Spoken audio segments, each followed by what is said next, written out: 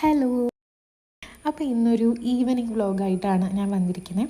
വലിയ സംഭവങ്ങളൊന്നുമില്ല. നമ്മൾ എങ്ങനെയാണോ എൻ്റെ ഒരു സാധാരണ വൈകുന്നേരം അതാണ് നമ്മളിന്ന് കാണിക്കാൻ വേണ്ടിയിട്ട് പോകുന്നത്. അപ്പോൾ ഫസ്റ്റ് ഞാൻ എന്തായാലും ഈവനിങ് വ്ളോഗല്ലേ, ചായയെന്ന് തുടങ്ങാമെന്ന് വിചാരിച്ചിട്ട് അങ്ങ് ചായയൊക്കെ ഉണ്ടാക്കി ഇപ്പം മുതൽ അങ്ങ് വീഡിയോ എടുത്തു. പിന്നെ ഞാൻ കുറേ വർഷമായി ഞാൻ ചായ ഉണ്ടാക്കാൻ തുടങ്ങിയിട്ട്. പക്ഷെ എന്താണെന്നറിയാൻ പാടില്ല, ചായ ഇങ്ങനെ എന്താ പറയുക അരിക്കുന്ന സമയത്ത് ഒരു തുള്ളിയെങ്കിലും നിലത്ത് വീഴാത്ത ഒരു ദിവസം പോലും എനിക്കുണ്ടാവില്ല. അതെന്താണെന്ന് എനിക്കറിയാൻ പാടില്ല. അപ്പോൾ പാത്രം ഒക്കെ സിങ്കിലിട്ടു. അത് കുറച്ച് നേരം ഞങ്ങൾ വെള്ളമൊക്കെ ഒഴിച്ചിട്ടാണ് കഴുകുക. അപ്പോഴാ ഒരു നമ്മുടെ എന്താ പറയുക ചായേൻ്റെ ആ ഒരു അടി പിടിച്ചതൊക്കെ അങ്ങ് പോയിക്കോളുമല്ലോ. അപ്പോൾ ആ ഒരു തുണിയൊക്കെ എടുത്തിട്ട് നിലത്ത് പോയ സംഭവം അതേപോലെ തന്നെയൊക്കെ മാറ്റി അങ്ങനെ ചായ കുടിക്കാനുള്ള തയ്യാറെടുപ്പിലാണ്. പിന്നെ 2-3 ദിവസമായിട്ട് ഷുഗർ കട്ടിങ്ങിൻ്റെ ഭാഗമായിട്ട് പഞ്ചസാര ഒന്ന് കുറയ്ക്കാം എന്നുള്ള തീരുമാനത്തിലാണ്. പക്ഷേ എന്തോ എനിക്ക് മധുരം ഭയങ്കര ഇഷ്ടമുള്ള ഒരാളാണ് ഞാൻ. അപ്പോൾ ഒറ്റ സുപ്രഭാതത്തിൽ മൊത്തമായിട്ടങ്ങ് പഞ്ചസാര കട്ട് ചെയ്യാന്ന് വെച്ച് കഴിഞ്ഞാൽ എനിക്ക് നടപടിയാവുന്ന സംഭവമല്ല. അതുകൊണ്ട് പണ്ടുണ്ടാക്കുന്ന സമയത്ത് ചായയിൽ മൊത്തമായിട്ട് ഒരുപാട് പഞ്ചസാര ഇടുമായിരുന്നു. ഇപ്പം ഞാൻ സെപ്പറേറ്റ് ആക്കിയിട്ട് എൻ്റെ കപ്പിലേക്ക് 1 സ്പൂണില്ല, അരയിനേക്കാട്ടിലും കുറച്ചും കൂടെ കുറവ് എന്ന് വെച്ച് കഴിഞ്ഞാൽ ആ ചായക്ക് മധുരം ഉണ്ടാവില്ല, പക്ഷെ മധുരം ഇട്ടിട്ടുണ്ട്. എന്നാൽ മധുരം ഒരുപാടുണ്ടോ എന്ന് ചോദിച്ചു കഴിഞ്ഞാൽ ഇല്ലതാനും. അങ്ങനത്തെ ഒരു സെറ്റപ്പ്.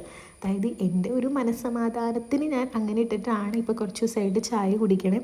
ഞാൻ മധുരം ഇട്ട് ചായ കുടിച്ച് ശീലിച്ചുകൊണ്ട് കുടിക്കാൻ നല്ല പാടാണ്. പക്ഷേ വൈറ്റ് ഷുഗർ എന്നല്ല, മധുരം ഒഴിവാക്കി കഴിഞ്ഞ് കഴിഞ്ഞാൽ തന്നെ നമുക്ക് കുറച്ചും കൂടി നല്ല രീതിക്ക് ഹെൽത്തി ആയിട്ടിരിക്കാൻ പറ്റുമെന്നുള്ളത് കൊണ്ട് ഞാൻ ട്രൈ ചെയ്തുകൊണ്ടിരിക്കുവാണ്.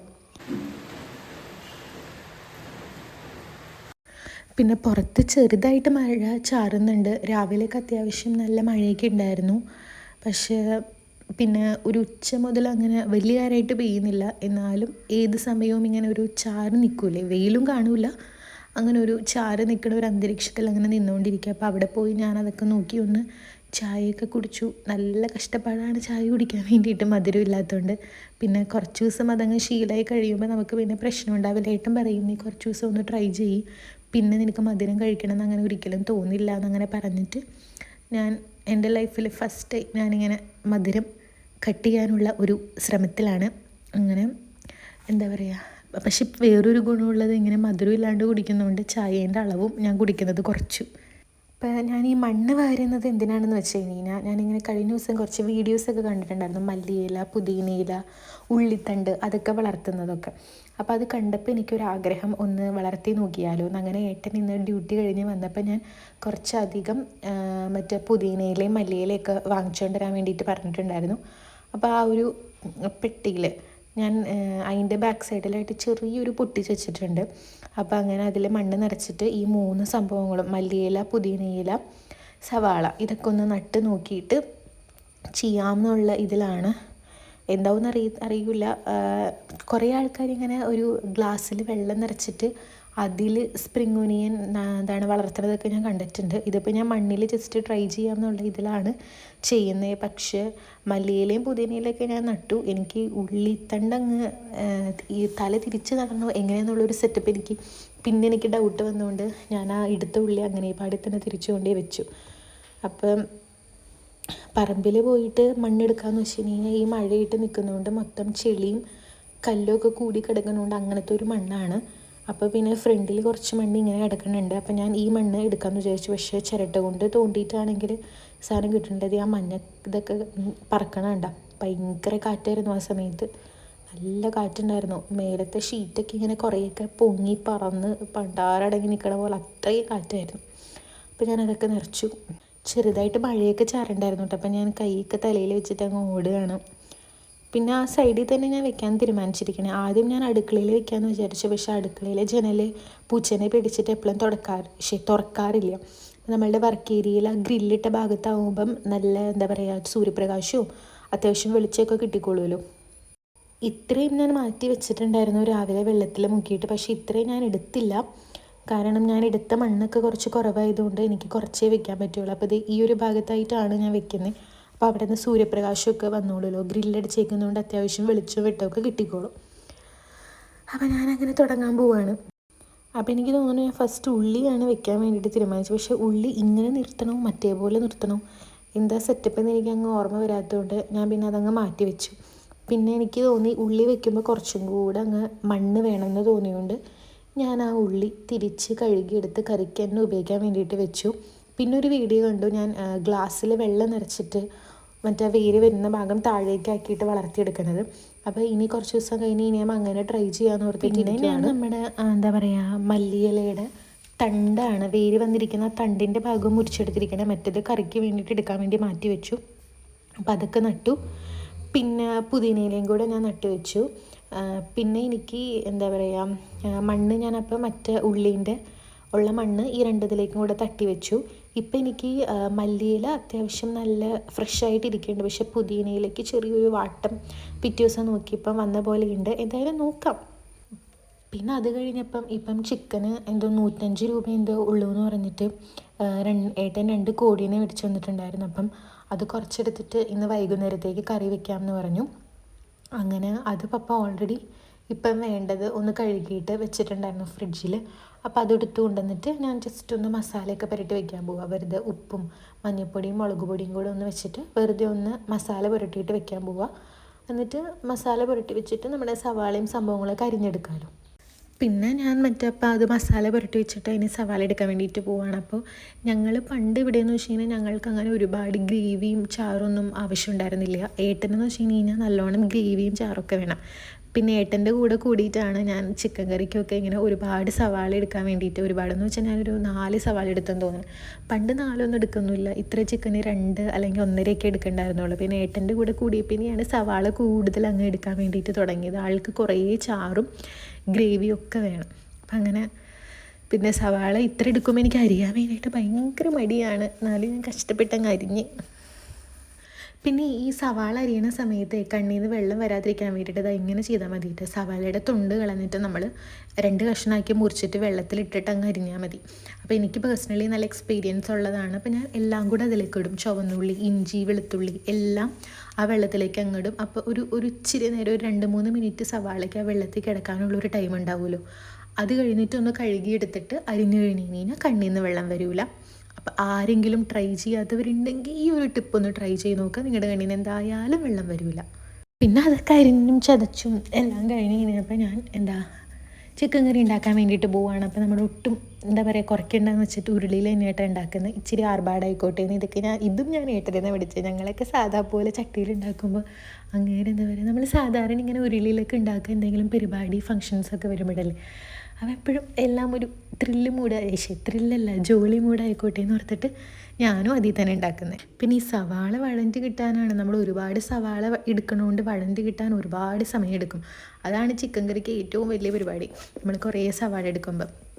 പിന്നെ അത് ഇടയ്ക്കിടയ്ക്ക് ഇട്ടു, ഇടയ്ക്ക് ഇട്ടു. പിന്നെ ഇതിനിടയ്ക്ക് ഞാൻ ഓർത്ത് എനിക്ക് അപ്പത്തിന് അരച്ച് വെക്കണമായിരുന്നു. മഴയല്ലേ, ഇപ്പോൾ തണുപ്പല്ലേ. അപ്പോൾ നമ്മൾ ഉറങ്ങണതിന് മുന്നേ അങ്ങ് അരച്ച് വെച്ച് കഴിഞ്ഞാൽ ചിലപ്പോൾ പിറ്റേ ദിവസത്തേക്ക് അങ്ങ് സെറ്റ് ആവില്ല. അപ്പോൾ ഇപ്പോൾ ഏകദേശം ഒരു 5:30 തോന്നുന്നു. ഞാൻ ആ സമയത്ത് തന്നെ അരച്ച് വെക്കാമെന്ന് തീരുമാനിച്ചു. വന്നിട്ട് അതിനിടയ്ക്ക് എൻ്റെ പ്രിയതമനായി കിട്ടിയവൻ കൂട്ടിന്ന് പുറത്തിറങ്ങിയിട്ടു. ഏട്ടനിങ്ങനെ കുറച്ച് നേരം സമയം കിട്ടി ഓഫ് എങ്ങാനും ആണെന്നുണ്ടെങ്കിൽ അവിടെയും അതെ ഇവിടെയും അതെ. ഏട്ടൻ്റെ പ്രിയപ്പെട്ട സ്ഥലം എന്ന് പറയുന്നത് കട്ടിലാണ്. ആ കട്ടിലമേ ഇങ്ങനെ കിടന്ന് എന്തെങ്കിലുമൊക്കെ കണ്ടുകൊണ്ടിരിക്കും. എന്നിട്ട് വിശക്കണമെന്ന് പറഞ്ഞിട്ട് വന്ന് മാഗി ഉണ്ടാക്കിക്കൊണ്ടിരിക്കുന്നതാണ്.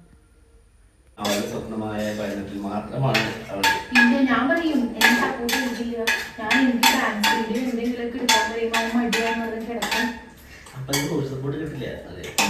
എനിക്ക് അതിൽ അത്രയുള്ള സോഷ്യൽ സപ്പോർട്ട് മതി. അതൊരു കുത്ത് തരും. അയ്യോ എൻ്റെ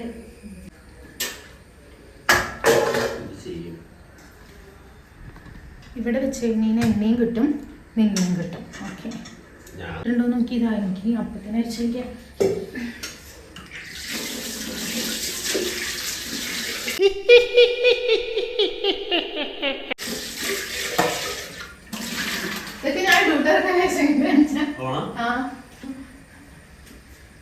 ഞാൻ ബാക്കിലെടുക്കണേ, കാരണം ബാക്കിലെടുക്കുമ്പോൾ കുറച്ചും കൂടെ ക്ലാരിറ്റി ഉണ്ട്. ഓഹോ ഞാൻ കൊടുക്കണം.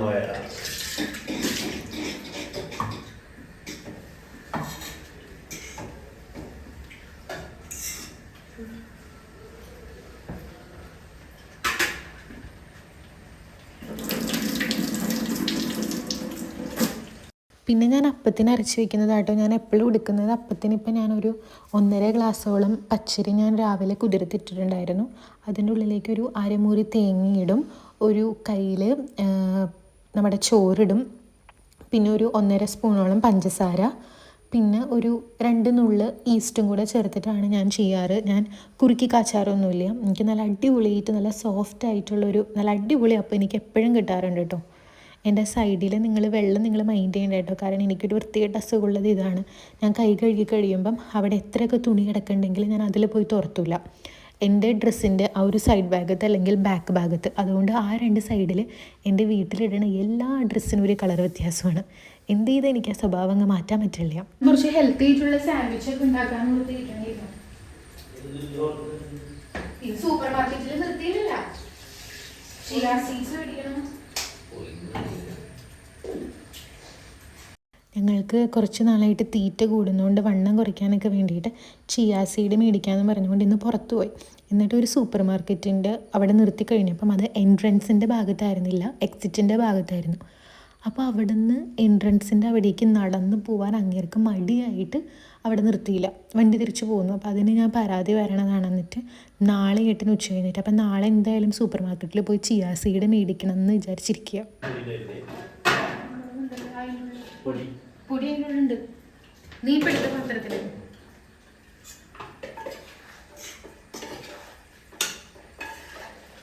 അതിൻ്റെ ഇടയ്ക്ക് ഒരു ട്രിപ്പ് ഞാൻ അപ്പത്തിന് അരച്ച് വെച്ചിട്ട് ഇടയ്ക്ക് വന്ന് ഞാൻ ചിക്കൻ കറി ഇളക്കണുണ്ട് കേട്ടോ. ചിക്കൻ കറി എന്തായാലും കുറച്ച് സമയം എടുക്കുമല്ലോ ആവാൻ വേണ്ടിയിട്ട്.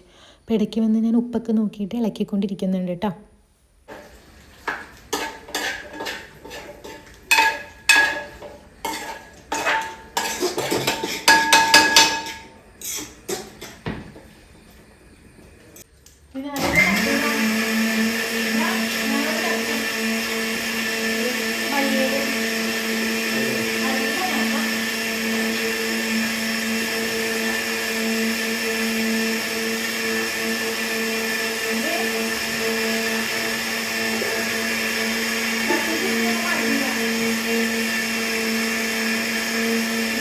പിന്നെ ഉച്ചയ്ക്ക് പപ്പ മറ്റേ ചിക്കൻ്റെ വട്ടും കരളുമൊക്കെ മാറ്റി വെച്ചിട്ട് അവിടെ അങ്ങ് റോസ്റ്റ് ചെയ്ത് വെച്ചിട്ടുണ്ടായിരുന്നു. അത് ഞാൻ ഇപ്പോഴാണ് കാണണത്. അപ്പോൾ അതിരുന്ന് കഴിക്കുക, നല്ല ടേസ്റ്റ് ഉണ്ടായിരുന്നു കേട്ടോ. ഏട്ടൻ അത് തീർത്തു, മാഗീൻ്റെ കൂടെ സൈഡ് ഡിഷായിട്ട് എടുത്ത് അത് തീർത്ത്. അങ്ങനെ അപ്പത്തിൻ്റെ ഒരു ട്രിപ്പൊക്കെ അരച്ചു. പിന്നെ അപ്പോഴാണ് ഞാൻ ഓർത്ത് ഞാൻ ചോറിട്ടില്ലല്ലോ എന്നുള്ളത്. അപ്പോൾ അടുത്ത ട്രിപ്പിൽ ഞാൻ 1 സ്പൂൺ ഇട്ട് അരച്ച് ചേർത്തു. അല്ലെങ്കിൽ ഈ ഒരു അരപ്പിന് അര അങ്ങനെ ഇടാറുള്ളത്. ഞാൻ പിന്നെ അപ്പത്തിന് ഇങ്ങനെ അരച്ചിട്ട് വെക്കണ സമയത്ത് ഇതുപോലെ ഒരു ചോറ് പാത്രം വെച്ചിട്ട് അതിൻ്റെ മേലെ വെക്കാറ്. കാരണം എങ്ങാനും പൊങ്ങി അങ്ങ് പോയി കഴിഞ്ഞാൽ ഒക്കെ നിലത്താവുമല്ലോ. ഇതിപ്പം പൊങ്ങിപ്പോയാലും ആ പാത്രത്തിൽ തന്നെ വീഴുമല്ലോ എന്ന് വെച്ചിട്ട് ഇപ്പോൾ കുറച്ചായിട്ട് ഇങ്ങനെ ചെയ്യാറ്. അപ്പോൾ ചിക്കൻ കറി ഓൾമോസ്റ്റ് ആയിട്ടുണ്ട്. എന്നാലും കുറച്ചും കൂടെ ഒന്ന് വെന്തോട്ടേന്ന് ഓർത്തിട്ട് പിന്നെ ഞാനൊന്ന് ഇളക്കിയിട്ടിട്ട് അതങ്ങ് വെച്ചു അവിടെ. പിന്നെ ഇതുപോലെ കുറച്ച് എന്തെങ്കിലുമൊക്കെ സമയം കിട്ടേണ്ട ദിവസങ്ങളിലാട്ടോ മുഖത്ത് എന്തെങ്കിലുമൊക്കെ വാരിക്കോരാ. അപ്പോൾ ഞാനിങ്ങനെ ഓട്സും കാപ്പിപ്പൊടിയും തേക്കേണ്ടെന്ന് പറഞ്ഞ് ഏട്ടന് വേണമെന്ന് ചോദിച്ചപ്പോൾ ഏട്ടന് വേണമെന്ന് പറഞ്ഞ് അങ്ങനെ ഏട്ടന് വാരി തേക്കണതാണ്. പണ്ടൊക്കെ ഏട്ടനോട് ചോദിക്കുമ്പോൾ ഏട്ടൻ വേണ്ടെന്നാണ് പറയാറ്. ഇപ്പം എന്താണോ എന്തോ ഒരു ഇളക്കം ഒക്കെ. ഇപ്പം ഞാൻ എപ്പോൾ തേച്ചാലും എൻ്റെ പിറകെ വന്നിട്ട് എനിക്കും കൂടെ വേണമെന്ന് പറഞ്ഞിട്ട് തേക്കാറുണ്ട്. അങ്ങനെ ഇടയ്ക്ക് ഇങ്ങനെയൊക്കെ ചെയ്യുമ്പോൾ നല്ല രസമാണ് കേട്ടോ. നമ്മൾ രണ്ടുപേരും ഇടയ്ക്കിടയ്ക്ക് ഇപ്പം അവിടെ ഇരുന്നപ്പോഴും ഇങ്ങനെ ചെയ്യാറൊക്കെ ഉണ്ട്. നമ്മളിങ്ങനെ മുഖത്ത് എന്തെങ്കിലുമൊക്കെ ചെയ്യുക, തലയിൽ ഒരുമിച്ച് അങ്ങനെ എന്തെങ്കിലുമൊക്കെ ചെയ്ത് കൊടുക്കുക. അപ്പോൾ എന്താ പറയുക, ഒരു പ്രത്യേക സന്തോഷമാണ് നമ്മൾ അങ്ങനെ ചെയ്യുമ്പോൾ, രണ്ടുപേരും പരസ്പരം അങ്ങോട്ടും ഇങ്ങോട്ടും ചെയ്യുമ്പോൾ. പിന്നെ അങ്ങനെ അതിൻ്റെ ഇടയ്ക്ക് എന്തോ കൊറിയൻ സീരീസ് കണ്ടുകൊണ്ടിരിക്കുക. ആ ഒരു തേക്കണ ഒരു 2 സെക്കൻഡ് പോലും അവൻ ആ ഫോൺ നിലത്ത് വയ്ക്കാൻ പറ്റണില്ല. അതിൻ്റെ ഇടയിൽ കൂടെ പൊക്കി പിടിച്ചിട്ടിരുന്ന് കണ്ടുകൊണ്ടിരിക്കുവാണ്. ഇനി തന്നെ കണ്ട് പേടിക്കണ്ട കേട്ടോ. ഞാനും അത് മുഖത്ത് വാരി തേച്ചു. എന്നിട്ട് പിന്നെയും വന്ന് ഇളക്കാൻ നോക്കിയിട്ടുണ്ടായിരുന്നു. അപ്പോൾ ഈ സമയത്ത് എന്തോ എനിക്ക് വെന്ത പോലെ തോന്നി. പിന്നെ ഏട്ടൻ്റെ അടുത്ത് ഞാൻ കൊണ്ടുചെന്നപ്പോൾ ഏട്ടൻ കുറച്ചും കൂടെ വേവണം എന്ന് പറഞ്ഞിട്ട് പിന്നെയും ഞാനൊരു 10 മിനിറ്റ് ഇട്ടിട്ട് വേവിച്ചു. കാരണം ഞാൻ വേഗം തീർക്കണത് ഇപ്പം ഓൾമോസ്റ്റ് ഒരു 6:30 ആയി. 7 മണിക്കുള്ളിൽ എനിക്ക് കുളിച്ചിട്ട് പ്രാർത്ഥന എത്തിക്കണം. അതുകൊണ്ട് പിന്നെ വേഗം അങ്ങ് ആക്കാൻ വേണ്ടിയിട്ട് പോവായിരുന്നു.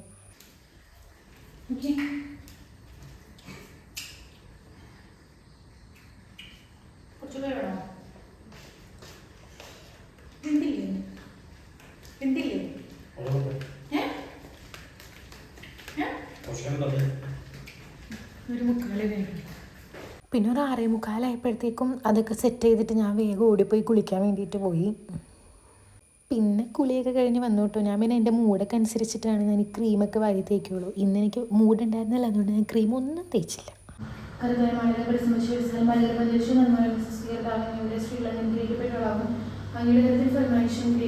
പിന്നെ സൂപ്പർ ഫാസ്റ്റിനെ പോലും വെട്ടിക്കുന്ന രീതിയിലാണ് എൻ്റെ പ്രാർത്ഥന. അങ്ങനെ വേഗം പ്രാർത്ഥനയൊക്കെ കഴിഞ്ഞു. ഇവിടുത്തെ പ്രാർത്ഥന ഒരു 15 മിനിറ്റ് ഉള്ളൂ കേട്ടോ. വേഗം പ്രാർത്ഥനയൊക്കെ കഴിഞ്ഞു.